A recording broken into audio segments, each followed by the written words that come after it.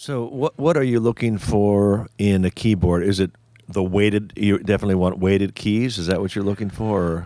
I mean, it's okay, but it's not even that important because sometimes even when I'm playing B3, I don't necessarily want to play B3 through weighted keys.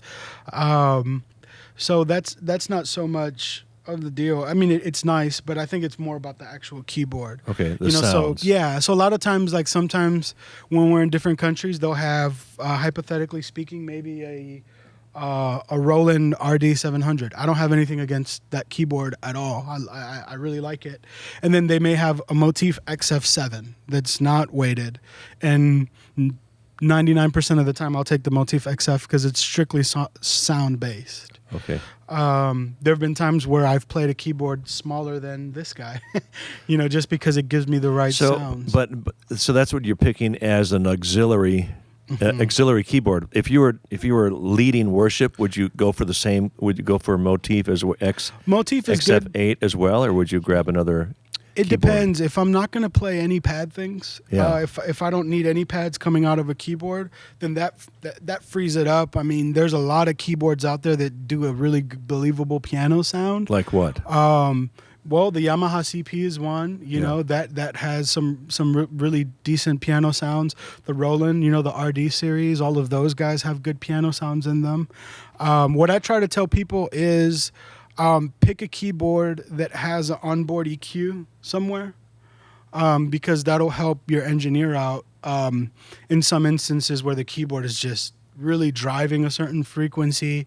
He can come on stage and kind of make an adjustment that'll just help him out. And a lot of times they can do that in the back with their EQs, but if you can kind of navigate that and sort of help out, that's always good. This is what I have as a CP300. But the nice thing about this, there are speakers here, which makes it great for rehearsing a vocal group or just kind of rehearsing a song. Yeah. What Kiko is playing, he has no speakers in either of those keyboards, so he's dependent upon the monitors or an amp to be able to hear what he's playing. Yeah. So I guess this thing is great. Just it's a little heavy.